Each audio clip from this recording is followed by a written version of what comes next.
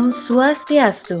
Perkenalkan, saya Erna Sukmayani, CGP Angkatan 10 Kabupaten Tabanan dari SD Negeri 2 Payangan. Di video kali ini, saya akan memaparkan kesimpulan dan refleksi pemikiran Ki Hajar Dewantara pada modul 1.1.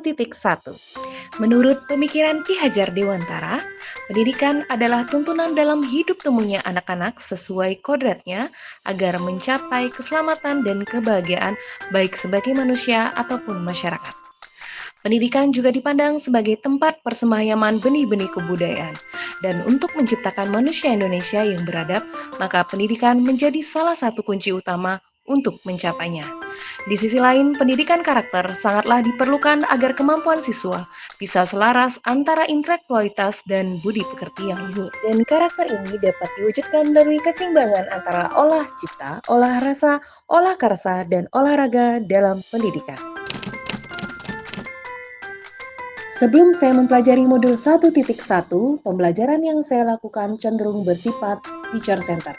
Selama ini, saya hanya menampilkan materi dalam bentuk PowerPoint atau mengadopsinya dari YouTube, tanpa melibatkan siswa dalam mengkonstruksi sendiri pemahamannya. Dengan kata lain, media tersebut hanya dibuat sebagai pengganti penjelasan guru semata.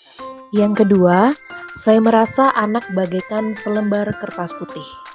Saya menganggap apa yang dipelajarinya belum pernah mereka alami dan pelajari sebelumnya. Ketiga, saya sering membebankan tugas kepada siswa karena menganggap ketuntasan materi adalah hal yang utama, mengingat sisa waktu pelajaran akan segera usai.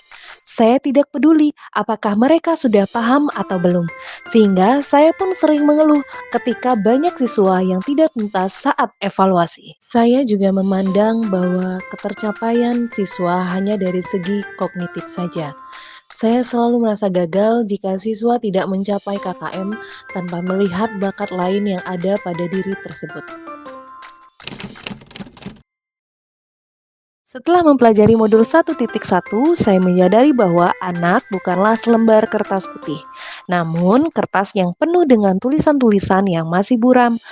Tulisan-tulisan inilah yang perlu ditebalkan oleh seorang pendidik agar tercapai tujuan pembelajaran. Nah, tuntunan ini harus disesuaikan dengan karakteristik siswa berdasarkan kodrat alam dan kodrat zamannya, sehingga pembelajaran diharapkan mampu terwujud menjadi menyenangkan.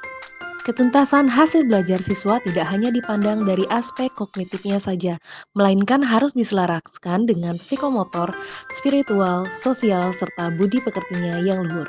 Sehingga dalam hal ini guru juga harus ikhlas dan selalu sabar dalam menuntun siswa dengan segala ketulusan hati demi tercapainya tujuan pembelajaran yang didambakan.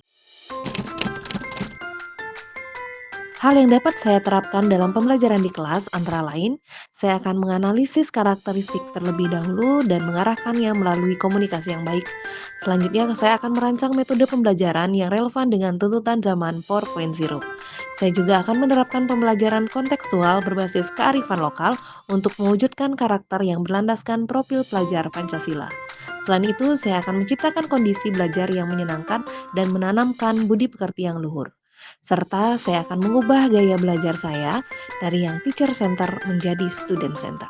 Demikianlah video saya kali ini, semoga dapat memberikan gambaran tentang makna pendidikan yang memerdekakan murid. Akhir kata, saya ucapkan terima kasih.